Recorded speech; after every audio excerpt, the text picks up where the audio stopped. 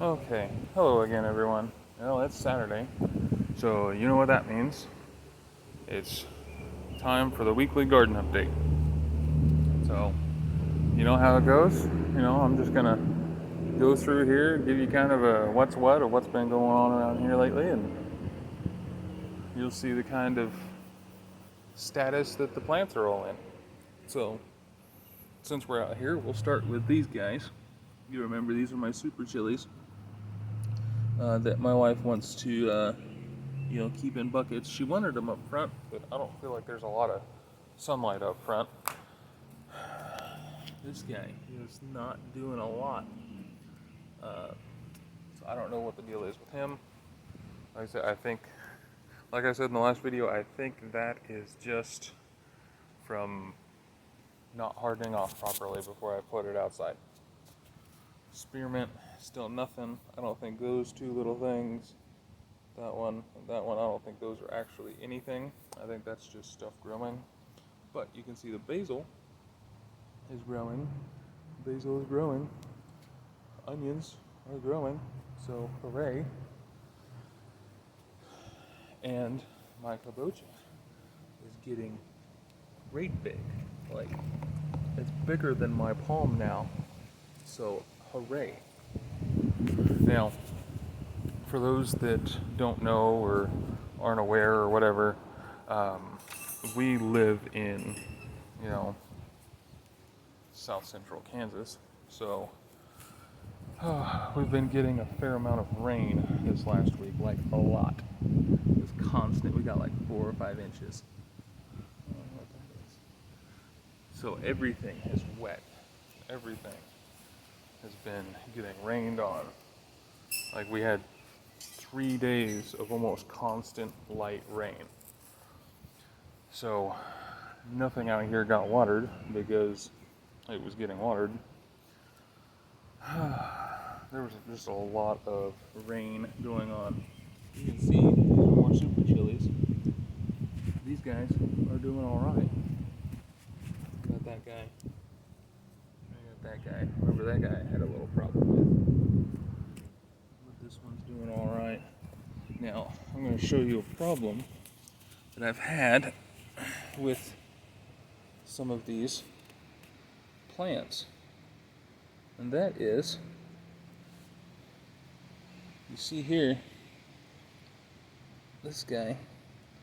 I feel like I transplanted them too shallow, and so when I water them and when the rain comes in, it just erodes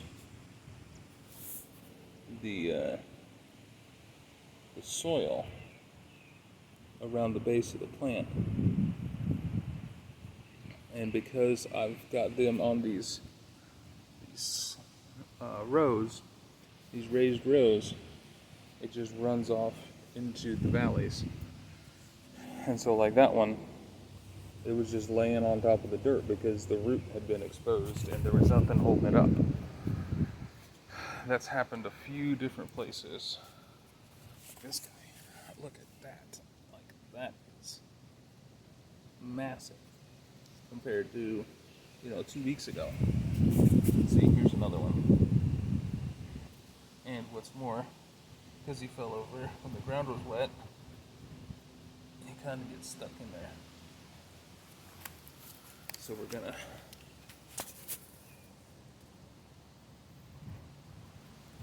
fix this guy too.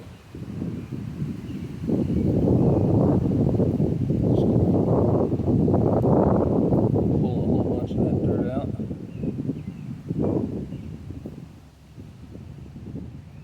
Set him down in there.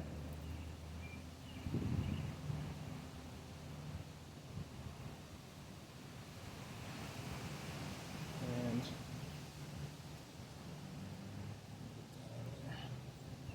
try and prop him up. Now, again, like I said last week, because of how this gardening thing tends to go, I went into this prepared to lose some plants. I have more plants out here than I need. So this guy, same thing. You can see his root got exposed. Again, his leaf is stuck.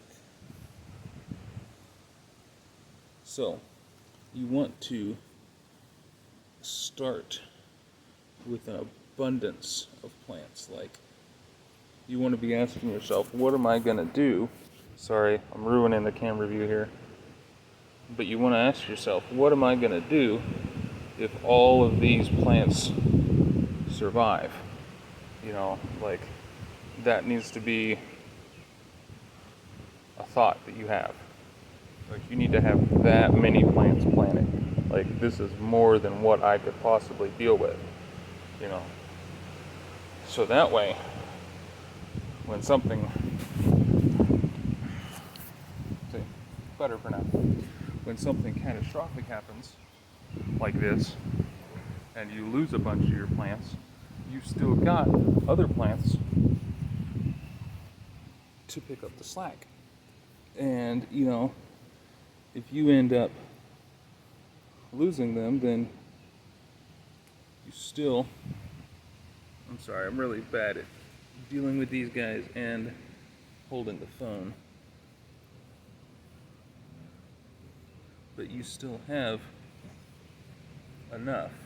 Like, you still have enough plants to give you the yields that you need, you know, for whatever you're doing. That's my advice for whatever that's worth to you guys. Just make sure that you are prepared for things like this to happen. Which in a way I was prepared. Because, you know, I planted way more plants than what I needed to, and like, I started just an unreasonable amount of plants for all the plants that I started. All the seeds that I planted. It was just way more than what I needed. But because of that, thanks to that, through my mishaps and, you know, poor plant management and all that kind of stuff, I have managed to hang on to a fair number of plants that are still probably salvageable. At least a little. So, yeah, that's the big lesson for the week. You know, make sure, see this ground, because this is my high sun area, this ground's already kind of drying out. I may have to actually water this. But you know how we figure that out?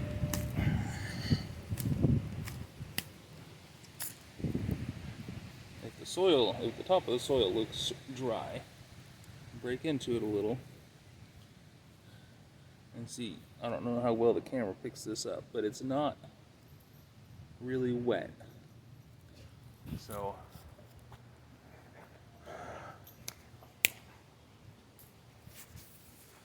you know, I'll want to probably, like I said, water it in the morning, so that way, just because the rest of the yard and of the garden is still soaked. Check that guy out, by the way. Hot Portugal right there. That guy and that guy are doing really good. So yeah, keep in mind the, what would they call them? Keep in mind the microclimates inside your own garden. Like, for instance, because of those trees up there, those two plots, you know, even though they get lots of heat, just the same amount of heat as these guys, because they get lots of heat but not a lot of sun.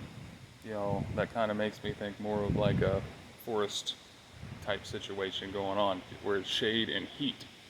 But out here, it's more like, plains, because there's no shade and still a lot of heat. Let's see. Check out this Fatale. Remember this guy? He's always been the big one.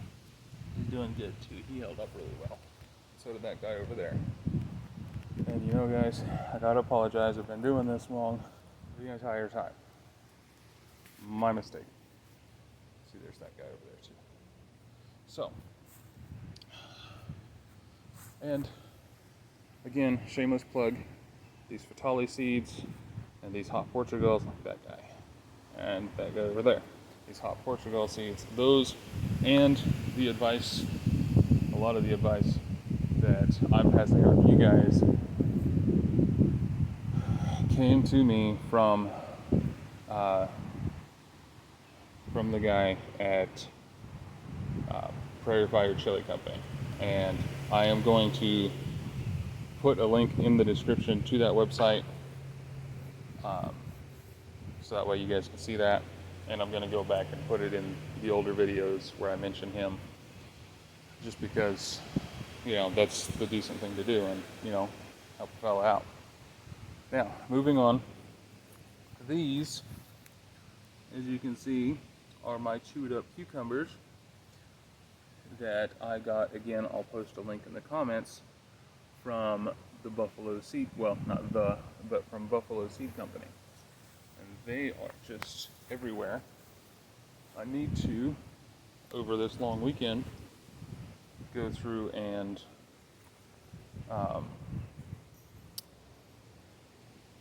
trim some of those. Not trim. We pull some of them out. I need to thin them because there's too many. Like, I can't have that many per spot. This guy, I feel, is getting pretty droopy because look at how wet that soil is. This is the one bucket that has no drain holes in it. We did not put drain holes in this, and so we're dealing with that. So he might suffer, but on the bright side, if you want to call it that, this is also the only duplicate plant that we've got for tomatoes. Now this, I don't know what to make of this, because he got just drained on by the rain, so I don't know if he's gonna make it or not. But yeah, it is what it is. I mean, I've got the other one. Always, always, always want to get if you can, get your tomato plants resting as much as you can on the cages. That's what the cages are for, is to take the load of the weight from the plant, especially when they start producing fruit, because the weight of a tomato on the plant will drag it down, and if the tomato grows on the ground, you'll get a nasty spot on the bottom, not to mention rot, and bugs will have easier access to it. My wife still needs to come out here and get her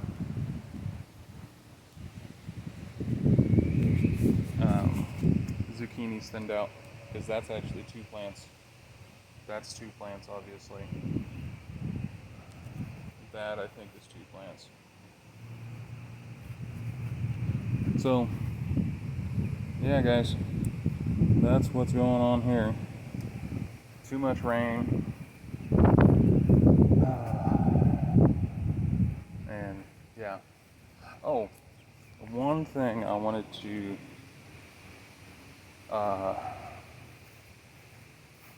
mention to you guys, I wanted to bring up.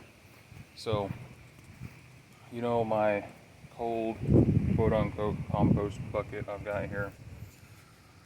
So it was starting to get really full. I don't know if you remember the last video. It was pretty full. And, I was running out of space. I I thought you had to wait for it to compost before you could do anything with it. I thought that's what you had to do to use it. But, fun little eco fact. If you don't have the space in your garden for a compost bucket, you can just take your compostable stuff, whatever that is, but especially food scraps. You can just take it. If it's good for the compost bin, you can just dig a hole in your dirt. Not maybe you don't want to mess with the roots or anything of any of your plants. You can dig a hole, or even just like a trench, and bury whatever composting material that you've got. You can just bury it. So there's that little thing. I did not realize that you could just bury the food scraps and let them compost naturally. One thing I did read is you need to give the material enough time to break down before you plant anything directly on top of it. And that guideline is, about 6 weeks is what I was told. So there's that. Other than that, I don't really have anything for you guys. We've had lots of rain, which means lots of growth and lots of death for the plants.